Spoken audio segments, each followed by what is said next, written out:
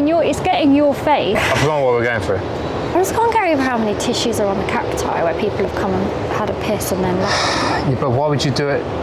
Are they doing it in amongst the cacti? Surely not. In the south of Spain. Yeah, near Cadiz. We're right near US Navy port. Yeah, apparently that's why the planes are going over, so they might come up on the sound. I shared a post on Instagram about children in a van and nervous system work. Because when we first researching to go into a van, we saw a lot of posts with children in vans. I think that there aren't enough elements spoken to around the challenge of actually tending to children with their nervous systems. And nervous systems become a buzzword. Words, they become like buzzwords. Because of my work with women and the pelvic health work that I do, I have a really deep understanding of what it means to tend to somebody. And so when we were witnessing the children, there's been a lot of things that have come up with their nervous systems and our nervous systems while being in a van.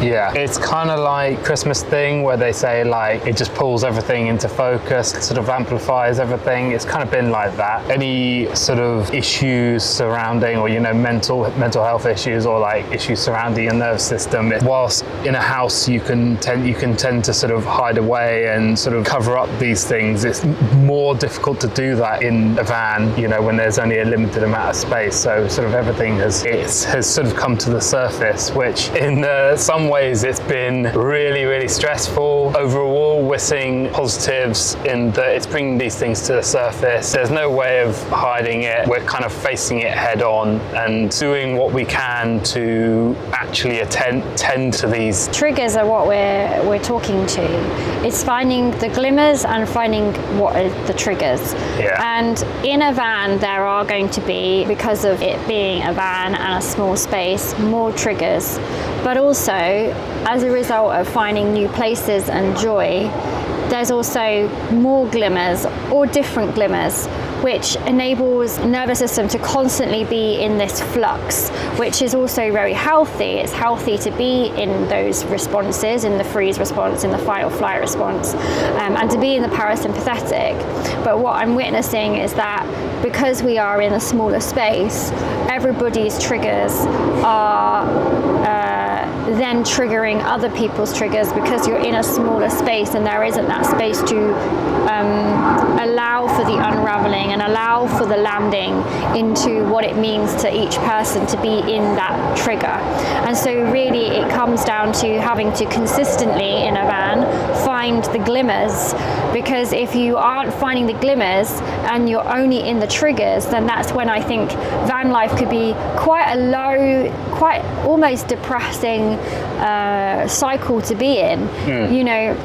We've been to quite a few caravan parks with the 60, 70-year-olds who are in the caravan parks and stay there all season. For us, that wouldn't be for us, because that's of course not what the children would want. But I definitely find that some of them and the way that they have reacted to seeing us come with this it's quite, they find it very abrasive, and some of them can be, not all of them, but some of them can be very grumpy, very miserable. Yeah. And I'm not saying it's because they're living in a van and whatever, but I'm is that adding to their general vibe? Yeah, I haven't thought about it like that. Yeah, I mean, they don't see it necessarily, because what they see is freedom from their home in the UK. They wouldn't necessarily see it like that. Yeah, absolutely. But it's like if you're in a van, you've got to find your triggers, and I don't see how sitting in a caravan park enables you to find your. And so that has been a trigger for us, is going to caravan parks and being essentially either glared at, watched, this is the thing. spoken I mean, to. We show up. Obviously, the van is quite loud in itself. It's so straight away, we're pulling into these places and we're already getting looks. And obviously, the van's quite different to the standard issue camper van that the retirees are in. So yeah, it's just a lot. I mean, we trundle in and then the children spill out and they're quite loud. And then the dog barks. And then the dog And will then the bark cat at gets any out. other dog, and then the cats. Yeah, I mean, it's a lot. I can see, I understand that it's a lot, and I I understand that naturally we're going to draw looks.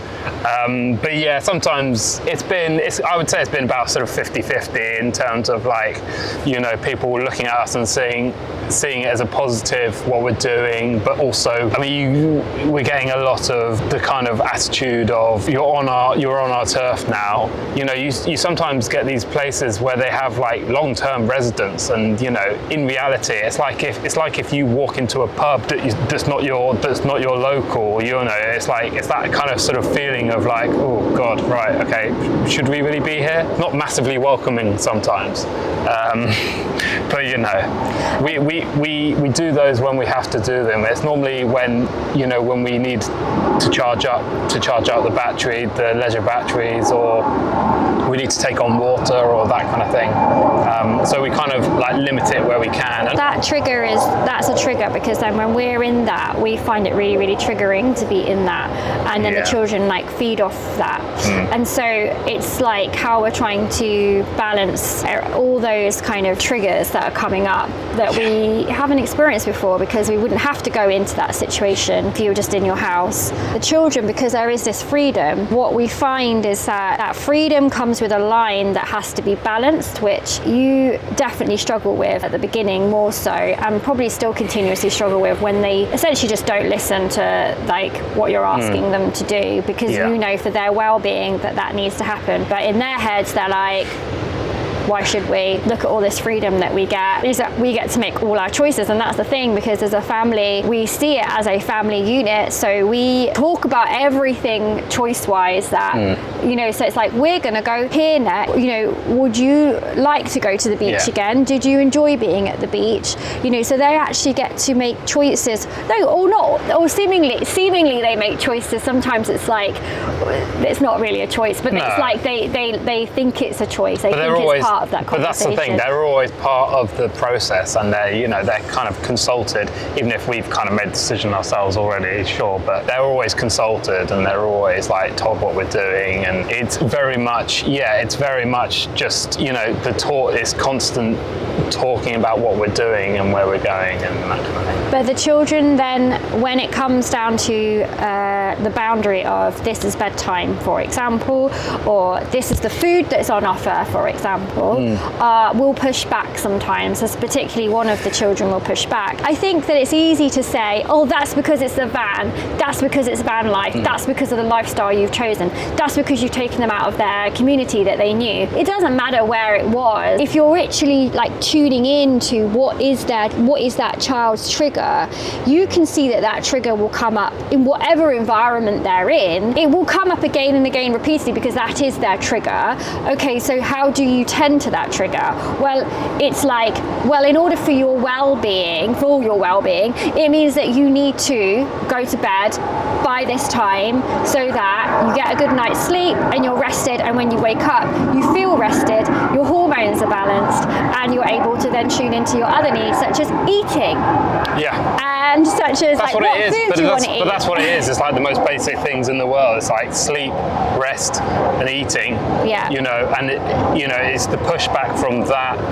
And in general, if you're in a house, you can walk away. In the van, you kind of have to face these things head on. Sometimes we do it with relative success. Sometimes, depending on how we're feeling, it can really, really tricky. Well, because you have to be resourced. If you're not resourced, then there's no way that you can then hold the child in that. And they are the child at the end of it. You are the adult. So it's up to you to resource yourself to be able to hold the child in whatever's coming up. And there's the structure of school. That's why it works for so many children, and that's why it works in society. It doesn't derive happiness and joy and pleasure, but it works because it's a safe unit of you wake up, you have your breakfast, you're out the door by this time, you're at school all day, you eat at this time, you eat at that time, you go home at that time, you do your spellings or whatever, you eat, you go to bed. Same thing, 5 days a week, And it's the same with work. Then you go into work and it's the same thing. And it's like, oh, I can cope with that. And then this is like, you can do what the fuck you want all day, every day to a point, and there is no structure, and there is no rigid eat then, there is no rigid go to the toilet then, and that is like a, for anyone, slap around the face. It's like, I can't, what, I can do it, I don't know how that feels, but that it was has a to lot be for me. but that's what I need. I quit my job, like I quit my 8 till 5 job. Like, it's been a massive adjustment for me, just being, not having that structure of the day. Like, I'm a man who was absolutely like just used routine as the complete safety net. So I'm completely like from that structural sort of thing right from school. So for me, it's been huge, the adjustment. But what people don't understand is that although it is a do what you want within the day, there's still structure. Yeah. It's that structure that the children need that you are gently placing into the day, but you struggled to begin with a gentle structure because it wasn't a rigid structure. No. So you were struggling massively with your ability to tend to yourself within that structure and then tend to them. And it just became a huge problem at the beginning. It led to problems within our relationship. And that's why I find it so fascinating witnessing people who do van life with children, and they don't necessarily talk about the relationship, or their relationship looks so good. Like, they're on the same page all the time, they're having the best freaking time, and what, nothing's coming up in a van? Like, you're saying that there's nothing coming up in your relationship by being in a van? I don't know. Yeah, again, like in the same way we've been saying, like, brought that thing, you don't have that hiding space, you don't have that. So it's brought things to the surface which wouldn't necessarily have come up to the surface, which is highly stressful. We're growing from that, and we're working on that, and we're kind of facing it head on, and it's encouraged us to do that. We do feel stronger for it, I think. You feel stronger? I do, definitely feel stronger. Had I not said that to you? Yeah, it does. We have actually been trying to build on foundations of our relationship with a psychotherapist every 2 weeks for the last 3 months, actually. It's something we always knew that we wanted to do. It became sort of more of a need when we moved into the van, and we were sort of struggling with the initial period of that. That in itself is like logistically like pretty a nightmare. tough. Having to have psychotherapy for an hour and a half every 2 weeks with 3 children. The first session, she said, so the children are in the van. We were like, yeah. So they can hear. I was like, well, not really. They won't be listening. They're watching a film at the back on the iPad. They're like, she's like, but I don't feel comfortable doing a psychotherapy session with you in the van. It's like, well, it is what it is. I don't really know what to say. Ideal. I can't go outside right now, it's raining. So the children can't go outside because it's raining and they won't stay out there for that long. And so it was like that, wasn't it? Yeah. And it's just like, right. It's just like, we better crack on then, hadn't we? And then, because I think maybe in couples therapy, well, she was explaining that there are like massive like arguments. That's not what we were dealing with. We were just dealing with a lack of communication. Me saying, this is the situation, this is why I'm frustrated, and you being, I don't see why you're frustrated because this is my situation. And that was essentially what it was. Essentially, us dealing with our own stuff. Something really beautiful, and there will always be something in really beautiful within repair. And so like repair, and then seeing repair, so they can see, oh, our relationship looked like this, and now they can see that the repair looks like this. And we talked about the repair, which didn't happen in my 90s household. No.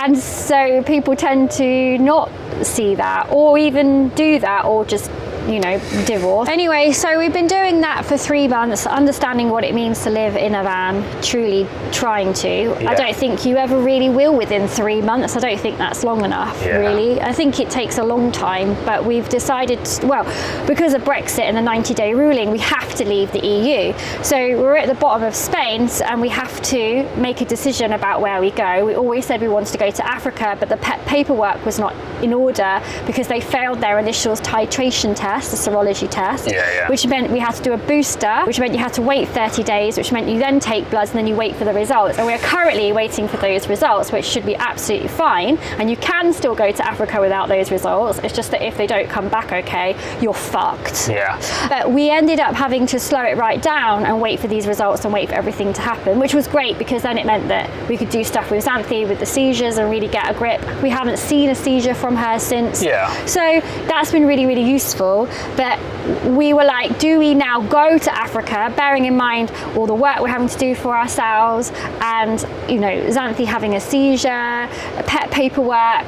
Should we just quit it and drive back to the UK? I mean, it was tempting at some points, do you know, when, absolutely. But we haven't decided to do that. We're going to go. We're just going to go for it. We have to leave. We have to leave. Yeah, exactly. We have to stay out of the EU for 3 months and 1 day. 1 day is what always ruins it because you can only be in another country for 3 months. They have a 90-day rule. So somewhere along the lines, there has to be, if you want to stay out of the UK for longer than 6 months, there has to be a 1 day jiggery pokery thing that you have to deal with. Whether you border run it in Morocco, whether you keep driving down into other countries in Africa. So far, we had said we would just stay in Morocco, border run it back at the top, which would mean driving down Morocco, then driving back up to the top of Morocco, because driving down Morocco would mean that it's hotter, and then driving up again would mean you go to the border run. Yeah. Then when you border run it, you can then carry on for 3 months. Yeah. But that means going back over the Spanish border, dealing with